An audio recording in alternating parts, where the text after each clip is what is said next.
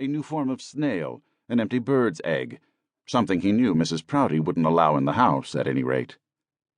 "Someone will soon claim it," Bradshaw repeated, but Mrs. Prouty wasn't ready to let the subject drop. "It was down the lane a piece when you went out this morning. Dolores said it was there before sunrise when she got up to light the stove." Dolores, Bradshaw recalled, was the Minio's housekeeper. "And Martha, across at the Woodworths, said it was there in the wee hours when she got up to, well..." "We?" "Professor, you're as bad as Justin." Was he home for lunch? Bradshaw had hoped to be home early enough to see his son. He'd been detained by an impromptu meeting with Jacob Dutenhofer, the university engineer overseeing the construction of the new powerhouse. It was Justin's first week of third grade, and Bradshaw hoped the boy was settling in.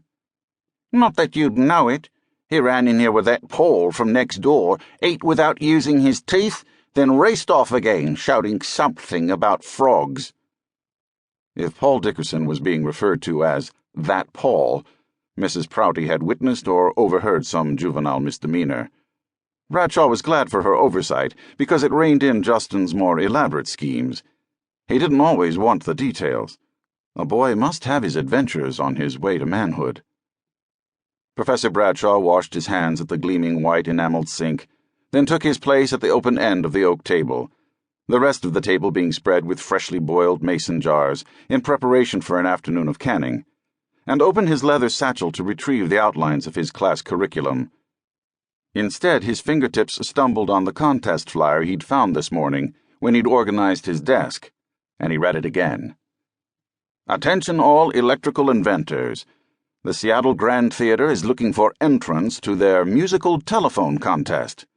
Budapest, London, and Paris residents have for many years enjoyed the pleasure of the theater from the comfort of their homes. Why should Seattle not boast of our own modern entertainment device? Now residents of our fair city shall have their own musical telephone service. Inventors, bring forth your best. Enter today. Testing of instruments and judging to take place Friday, October 11th, 1901. For more information, see Mr. Fisher, the Seattle Grand Theater on 2nd Avenue." Mrs. Prouty slid a plate of steaming, mushy beans under his nose, then stuck her own nose down to better read the flyer. "You didn't enter that, did you?" Bradshaw grunted. The flyer had been distributed last spring. In the chaos of Professor Oglethorpe's death, Bradshaw's copy had been relegated to a bottom desk drawer, and he'd only discovered it this morning. 1 month wasn't much time to create and perfect such a device, and with classes beginning the 1st of October, it was the worst time of year to undertake something so time-consuming. Still, he did intend to enter. Better yet, he intended to win. As luck would have it, he'd recently filed a patent on an improvement to a microphone transmitter that would suit this project nicely with a bit more fine-tuning. But it was his habit to batten down enthusiasm, especially in front of Mrs. Prouty, who felt he spent far too much time down in the basement. A few years ago, he had become obsessed with the project to the neglect of his small household and his own health, and she'd kept a keen eye on his tinkering ever since. The smell rising from his plate made quelling the excitement of a new project easier.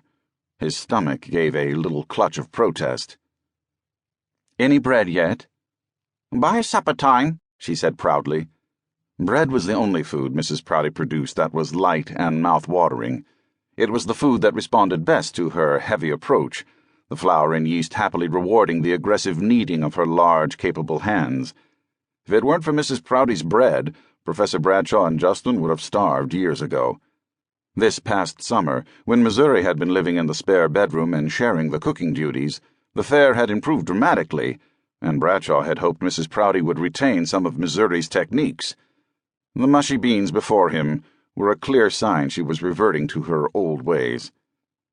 He suppressed a sigh and gazed out the window. The peddler's horse was once again dining on broad beans. Well, it was obvious something had gone wrong. The horse had made off without its owner.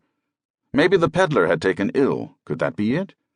Was some poor fellow slumped inside the wagon, praying for help, too weak to call out?